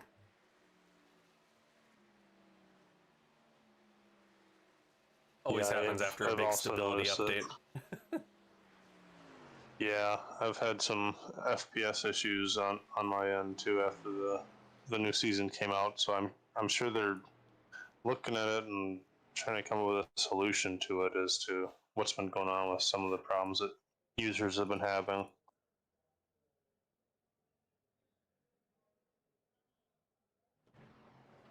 And as of right now, I'm going to give a shout out to Peter Stewart. I believe he's tied for the biggest mover of the race right now. Started 15th, he's up to 8th. So he's hanging in there and having a good run. He was one of our later guys to make pit stops, and he's back up in the top 10 on the lead lap.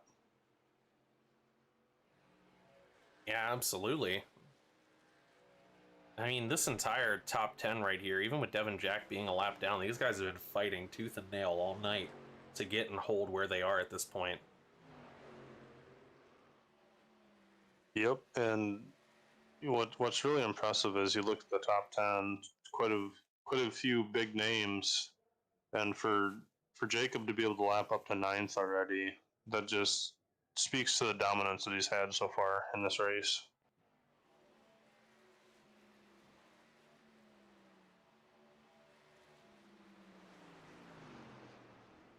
And he's coming up here on Sean Johnson. Gonna try to put the try to put the move on him here soon. He's definitely gaining on him the entire time, but I think the major factor here to look at is the fact that Johnny Rapp is only kind of slowly closing a gap at this point, and I don't know if it's gonna be enough. Yeah, I don't think so. It looks like Johnny Rapp and Jonathan Cofield are both in the 31.8s that lap, and Jacob Bradley is still in the 31.7s. So I'm assuming that Jacob's probably got another 10th in the tank if he needs it, but he's just trying to finish this race out and keep the truck clean. Well, 7 to go. So far, your biggest movers of the night, Peter Stewart, Evan Pienta, up 7 positions from their starting position. We'll have to see if either one of them can fight the other one off and get that biggest mover award.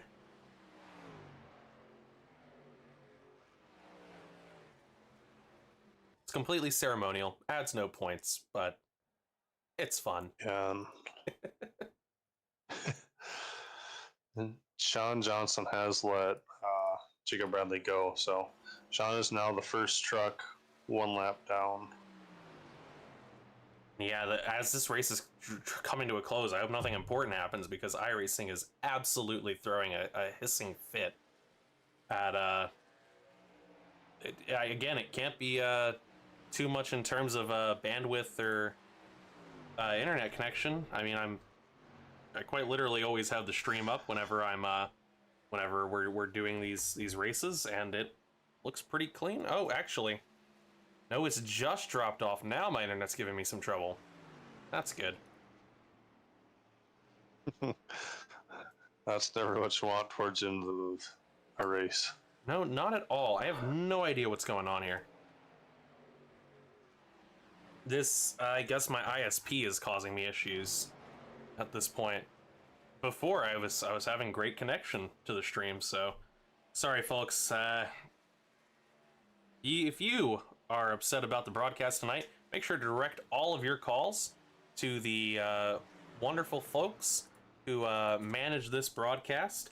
That number, of course, is, let me get it here for you. Yeah, it's 888-406-7063. Yeah, that's the number of Spectrum Internet, so you can go ahead and give them a call if you're unhappy. And, you know, maybe they'll fix something, or I don't know.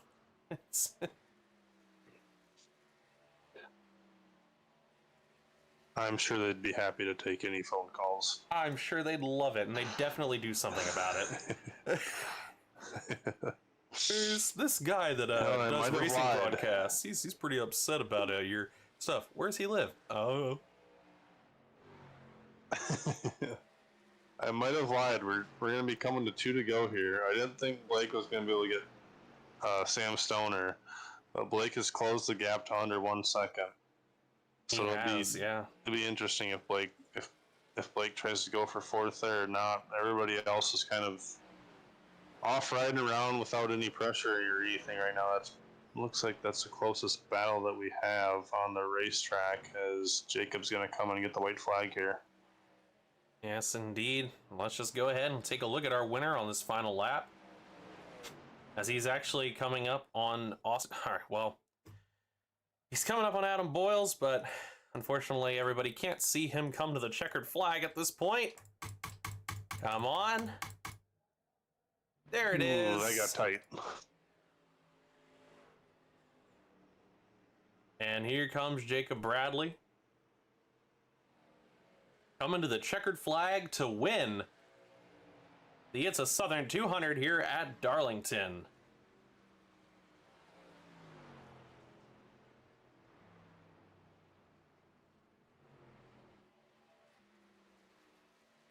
Followed by Johnny Rapp. Jonathan Cofield just crossing the line. That shows the distance that was had on the field there. Sam Stoner, Blake Hoppy, Michael Boyles, Michael Kostick, Peter Stewart, Sean Johnson, Devin Jack,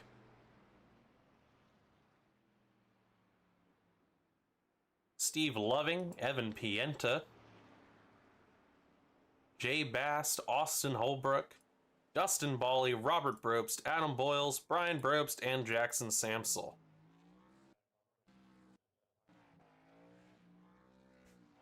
And, well, I'm pretty much going to turn this over to you while I try to diagnose some stuff while we go ahead and pull in some guys. So let's go ahead and start with our guy in 3rd place, Jonathan Cofield.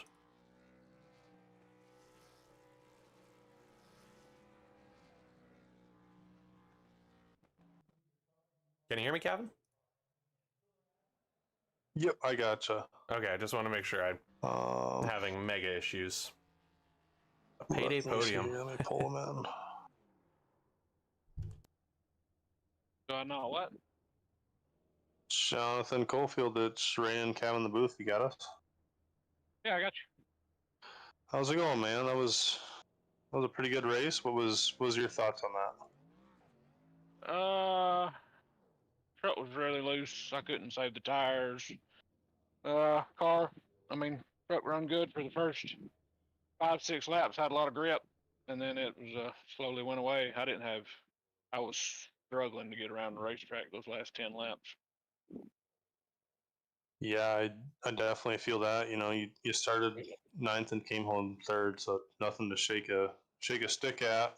Definitely a good points night for you. I believe you'll still retain the points lead, and I believe you also won your bracket challenge. It was you versus Sean Johnson, so you won that. So you advance to the finals, and you should be facing Steve Loving for a chance for SLiDESIGNS to make.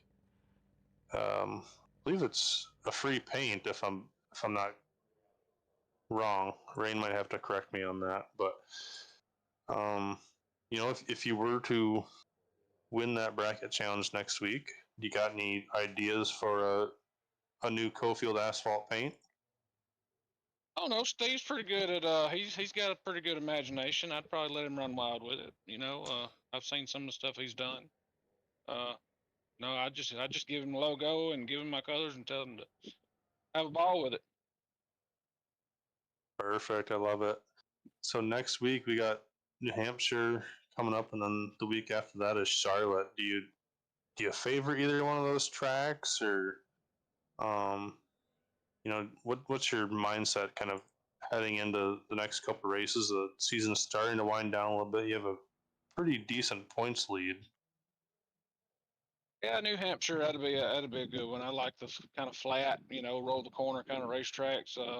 Charlotte, you know, draft track, you know, anybody can really win there. And Richmond will be another good one for me.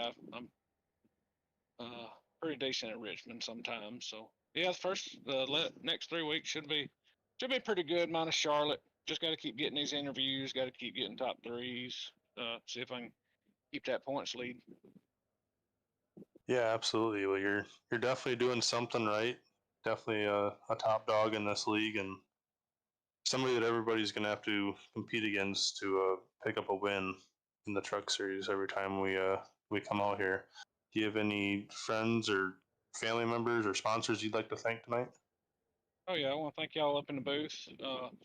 Steve Levin and SLiDESIGNS for doing everything he does for the truck series. Cofield Asphalt Refinishing, Cofield Supply and Service, my teammates Payday, all my friends and family that tune in to watch. Ready to go to the next race. Alrighty, man. Well, we're definitely excited to watch you truckers put on another great show at New Hampshire, and I'm sure it'll be a good one. Yes, sir. I hope we put on a good show for y'all.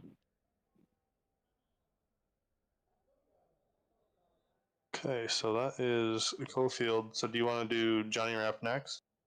Yeah, let's go ahead and pull in Johnny. All right.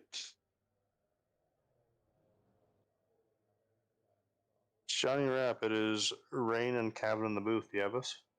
Yeah, I got you. So, Man, just not quite enough to catch old Jacob Bradley tonight. Another second place finish.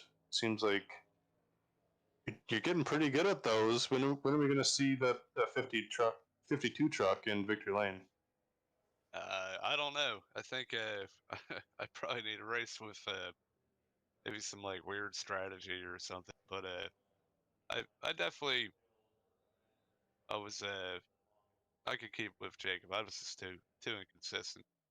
He's nailing it every lap, you know, and I killed the wall once and about spun out a couple times. So a little too inconsistent. If I get that together, maybe I'll get one of these. Yeah, and as like I was telling Cofield, I believe we have New Hampshire and Charlotte, and then it's Richmond, and then you guys have an off week. So you got 3 more races before you guys get a little bit of a break. Not exactly sure where are you. So you came into tonight 6th in points. Dustin had a little bit of a bad race, so it should move you into the top 5. Do you have championship aspirations this season, or are you kind of looking more to maybe finish within the top 5 yet? Oh, I mean, we're just going to see how it goes. Richmond is one that I have circled that is not going to be a good race for me. I can never figure that place out. But all the other tracks, I mean, I can hold my own if I don't mess up, get in a wreck or something. So I don't know. Maybe I can catch them. Missing them races definitely hurt me, but I still kind of have a chance here. I mean, it means something, you know. Yeah, absolutely. I mean, you definitely showed. I think you and Jacob started first and second. I believe it's a payday podium. So, what do you? I'm trying to think of what I'm trying to say here. What do you think makes you and your teammates so fast? Do you guys push each other throughout the week? Do you guys do some practice? What makes you guys so consistently running in the top five? Honestly, I don't know because we don't really. I mean, we don't practice a whole lot. I mean, I don't. I don't know about them guys, but I mean, I know Jacob is just good off the rip. You know, it don't matter. John's good too. I feel like well, he was saying it today in the Discord. He races like just about every night of the week, so that helps a lot. And for me, I run like 4 leagues, I think I'm in, so that probably helps too. But and Evan's fast too. We can't discredit him. He had some. He literally just showed up. He didn't even practice. First lap, I think, was in qualifying, and he had some issues, I think, getting into the pits, but he probably would have had a pretty good run for himself too. So Yeah, that was definitely unfortunate for Evan. I believe we talked about on the podcast during the race. I think he drove it up to seventh, or maybe it was even sixth place, and looked like he had some problems on that pit stop. All around, good night for you guys as individuals and as a team. Do you have any sponsors or friends or family you'd like to thank? well, I think my dad's watching, and thank you guys for putting on a show here, and everybody that runs the league. Uh, Shout out to all the payday guys, ones that are in here, the ones that ain't. You know, we appreciate yous, and I guess that's it. I don't know. All right, man. Well, sounds good. We'll send you back to your team chat. Right on. All right. I believe we will grab our winner, Jacob Bradley, here. Yes, indeed. Let's get Jacob. Jacob Bradley, it's Rain and Cav in the booth. Do you have a copy? Yeah, I got you guys. All right, man. You kind of waxed him tonight. Was it boring, or were you keeping yourself entertained out there? Well, for a person who hasn't raced in a month, it was pretty entertaining to be back in a car. I had to throw. I didn't have a throwback scheme because I didn't think I was gonna make tonight, but I had to throw it back to one of my old-fashioned wins there, waxing the field. Well, I gotta say it was definitely impressive, knowing how long you've been out of the car dealing with internet issues and stuff, and it's really good to see you back. Um, Obviously the points aren't looking the best for you, but what's your mindset kind of for the rest of the season? You just want to go out there and win the last 5-6 races we got, or what's the plan going for Jacob Bradley here? Yeah, my goal always is just to show up and have a competitive run. I'd love to win the races. I know I'm not going for a points championship this year. I'm hoping that one of my teammates can lock that up, and I'm going to help them in that pursuit. But I'm going to try and go out there and win the race, obviously. Yeah, and so watching you, you're obviously fast and fairly experienced. So if you had any tips for somebody that's just getting into iRacing or trying to learn about it, what would you suggest or recommend them if they're trying to learn and practice? I would, after you get out of rookies, I would recommend you start in Arca, and you look up the YouTuber DJ UJ. He gives some great tutorials each week over the Arca and Gen 4 stuff. He gets you up to speed, and the Arca car will teach you plenty. It's definitely a hard car to drive. Absolutely. Were you a little nervous there? On, I believe it was the last lap or coming to the last lap when I think it was Austin Holbrook hit the wall coming on turn 2. Did you spoil yourself at all or not? Uh, That was Adam Boyles, but yeah, I got a little bit nervous right there as I'm washing up and I got on the brakes in the center so I could hook it down, get on the apron there with Sean. I was really nervous there for a second. I was glad that I had like a 10-second lead to kind of sit on there. Yeah, I definitely tensed up. I'm like, wow, this guy's ran 146 laps almost perfect all night. Hopefully something doesn't happen to him on the last lap, but definitely a good win. Congratulations on it. Congratulations to the Payday team. Do you have any friends, family, or sponsors you'd like to thank here tonight? First off, I'd like to thank my internet provider. For some reason, it was good enough to give me tonight, give me one race. I gotta thank my team, Pay Racing, and our partnership with Vintage and Dumpster Fire. They all put in a lot of work. Some of us can't make all of the practices, and I try and organize as much as we can. Sean and Robert did a lot this week to help get everybody up to speed, and they all helped. And I would like to thank all my family. They watched the stream, and we're finally back in victory lane. Yeah, well, it is definitely really good to see you back in Victory Lane. We're happy to have you back, and hopefully your internet provider keeps providing internet to you. We're looking at a new plan that would start next week. So we're gonna see if I got some more internet next week. All right, well, I like that plan. We will send you back to your team. Thank you guys. Yep. All right, so that is our podium finishers: Jacob Bradley, Johnny Rapp, and Jonathan Cofield. Man, definitely dominant performance from Payday tonight. I mean, is there anybody else you specifically wanted to talk to here tonight? Anybody you thought had an interesting night you want to prod out a little bit? So Evan and I was gonna do the hard charger. Peter and Evan both tied for it. I'm not sure. Well, it looks like Evan Peter is not in is Discord. there, so- Peter Stewart is. hey, that's a great interview. Let's get Peter Stewart. We haven't talked to him in a while. All right, we'll pull Peter in. Peter Stewart, it is Rain and Cav in the booth. Do you have a copy? Yep. How are you guys? Not too bad, man. How are you? It was definitely a long, grueling race. I think we only had one caution all race, so I'm sure you're a little bit tired after that one. Yeah, for sure. My seat's not the most comfortable, and my hands are starting to go numb at the end, but I'm like, I think I can make it to the end. Yeah, absolutely. And you and Evan Pienta, you both tied for hard chargers. So starting 15th, you know how hard it is to pass here.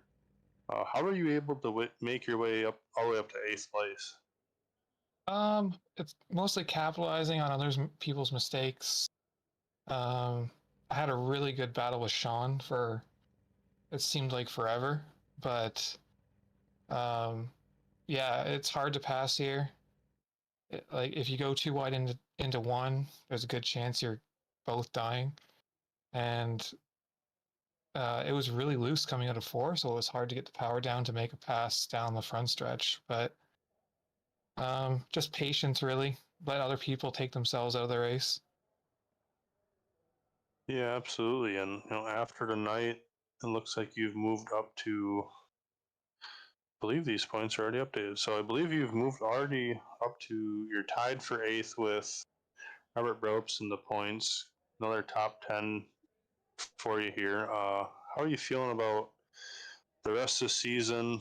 And we got a short mile flat track, and then you go to Charlotte, which in the trucks kind of is a more of a Daytona with the draft that these trucks throw. Are you hoping for more finishes like this and looking for a win? Oh, absolutely. Well, maybe not a win, but I'm realistic. The top 6 in points, if they show up, there's a good chance they're beating me. But my goal for the first couple seasons of ARCA was always to beat Robert Brost in the points. I don't think he's aware of that, but that was my goal. And now that I'm tied with him, I think that the rest of the season is just going to be keeping an eye on him and trying to beat him. I think that's a realistic goal. Well, there you go. You've heard it. You heard it here first, Robert. You got a little bit of a rival going on with Peter. Uh, do you have any friends, family, or sponsors that you'd like to thank here tonight? Like always, I want to thank the Boyle brothers. They're really great teammates, and they took me in the first season of Arca, and it's been great ever since. And I like having Devin around. Brings a little bit more Canadian touch to our league. And no matter what anybody says, I am not responsible for the wildfires. Okay, well, I'm glad that you clarified that. I heard some discussions going on in the practice, but now that you've cleared that up for us, everybody should be aware that Peter Stewart is not responsible for the wildfires. Yeah, I got a solid alibi, so don't even try. All right, man. Well, we thank you for your time. All right, thank you guys. Yep, we'll send you back to Impact. All right, thank you. Yep. All right, so that was 8th place finisher Peter Stewart here tonight. Yeah, well, you heard it from him, man. He just was holding on to that thing, and I mean, he's the final guy to finish on the lead lap, and tucks in a very nice top 10 here in 8th place for Impact Racing. So him and Michael Boyles both had good nights here tonight. So yeah, just leave it up to you. We usually look at anywhere between 3 to 5 guys for the interview process, of course. So if you feel like there's somebody else we'd want to talk to, I mean, you're more than game. If not, we can go ahead and wrap this thing up. I'll leave it to you, Mr. Interview Man. I think, let me look here. I think we should pull Stoner back in for an interview. I know he got interviewed Tuesday night, but he had another really good. He got interviewed last week too. Go for it.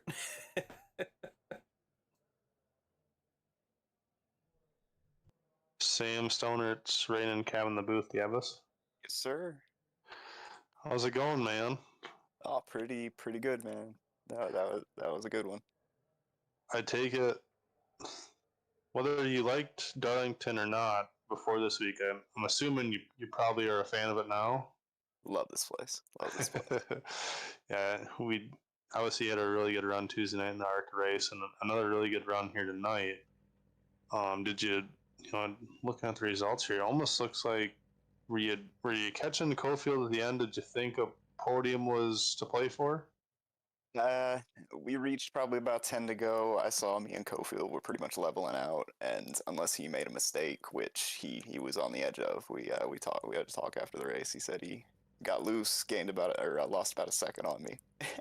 So if he got loose one more time, I would have been basically right up there on him. Hey man, that's all it takes. Far more concerned about Mr. Hoppy back there gaining on me that entire time. Yeah, Blake was definitely coming. So it looks like after night you've moved up to 12th place in the points. I'm not sure. You've come fairly close to winning a couple of these races, and you've definitely ended up on the podium quite a few times. Last week at Mosport, you were coming, probably needed another 3 or 4 laps, and you would have been there. Next couple tracks, do they favorite your driving style? Are you a fan of them? Well, I've historically I did pretty well at Richmond when we were in the ARCA car, though that was a unusual circumstance because that's when we had all the horsepower.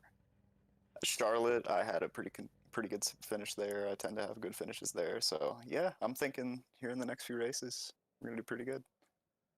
Yeah, I'm pretty excited to watch New Hampshire. I think it's going to be a challenge for a lot of guys just with no banking and the flatness of that track. And then obviously Charlotte, that's usually a pretty good race. So it should be exciting to watch you guys put on a show.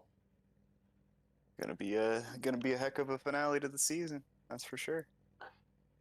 And so, do you have any friends or sponsors or family members that you'd like to thank here tonight? Oh yeah, my grandfather, he roots for me every single time. He's always hitting me up after the races with a good job, and so I'm gonna put on a good show for him. My parents watch. My cousin has been watching. Um, yeah, trying to put on a good show for the people, for myself, and thank you guys for the broadcast here.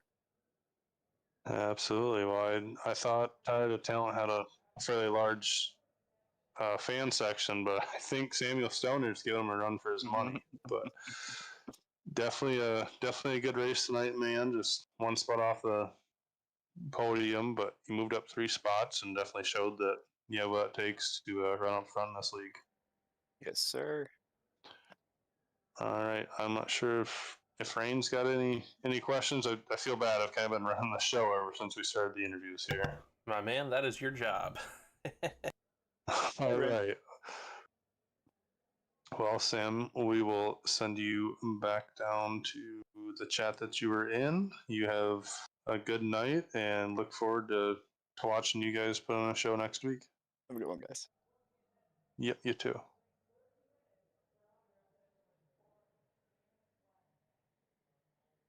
All right, so that was our 4th place finisher, Samuel Stoner.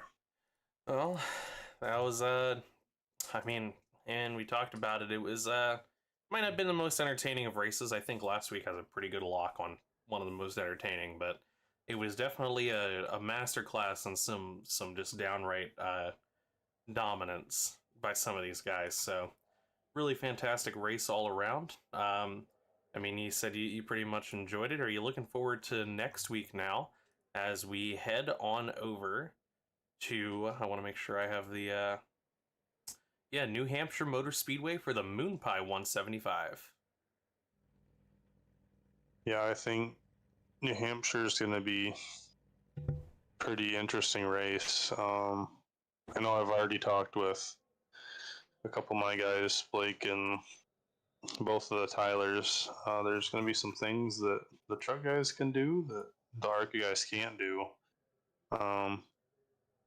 Not gonna give out those secrets. I'm sure some guys know it, but it'll be interesting to see who can do it the best and how big of an advantage it is.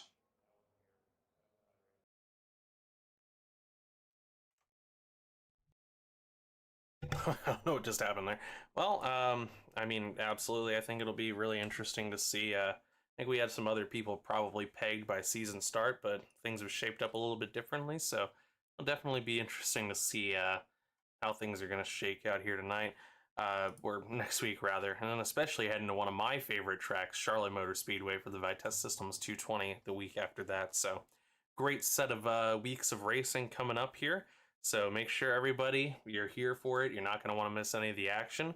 Also, as always, make sure you head on over during Mondays for our late model races, Tuesdays for ARCA. You'd make Kevin very happy if you showed up for ARCA. And as well as take a look out for the upcoming schedule changes. We do have an endurance series that will be coming, so I'm not sure all the details on those. We'll find out more. And if you want to keep in touch and see what's going on, best way is to head on over to our Facebook page and follow us, Backmarkers Racing. Look for the orange B, as well as check out our Instagram, Backmarkers. Also want to give a big thank you to RC Cola and Moon Pie for sponsoring the race here at Darlington for the It's a Southern 200. And of course, want to give a big thank you to our series sponsors, SLiDESIGNS. SLiDESIGNS, with over 20 years of professional experience and unique designs that meet NASCAR official standards, look no further than SLiDESIGNS for your iRacing livery needs. Visit SLiDESIGNS _ on Instagram today and reference Backmarkers for 10% off. SLiDESIGNS _ on Instagram. Make sure to go give him a follow. Steve is pretty amazing. Well, we've talked about how the bracket challenge is going to change up. We're going to see Jonathan Cofield and Steve Loving head to head. It'll be very interesting to see who is going to be better at New Hampshire. I mean, I wish I could tell you that I know, but I don't at this point. I don't know how other guys are going to be really. I think Cofield will be really good. Steve has shown that when you think you count him out, he ends up being up towards the front. So it's going to be interesting to see how things shake out, I think, for sure. But Gavin, I want to thank you very much for sitting in the booth with me. I hope you had another pleasant experience. Yeah, I had a ton of fun, and it's always great to get up here in the booth and watch these truck drivers go to battle. I couldn't agree more. So yeah, as I said, make sure you guys tune in on Monday, Tuesday, and Thursday next week to catch some awesome action here on the Backmarkers Racing League channel. And as always, I always ask you guys, please go ahead and click that subscribe button and that notification bell if you haven't already, as well as click the like button down below. Really helps boost us in the algorithm. Just want to say thank you guys so much for watching here, and we will see you guys next time here at the Backmarkers Racing League. For Rain Braun and Kevin Ballmer signing off, I say goodbye and good night.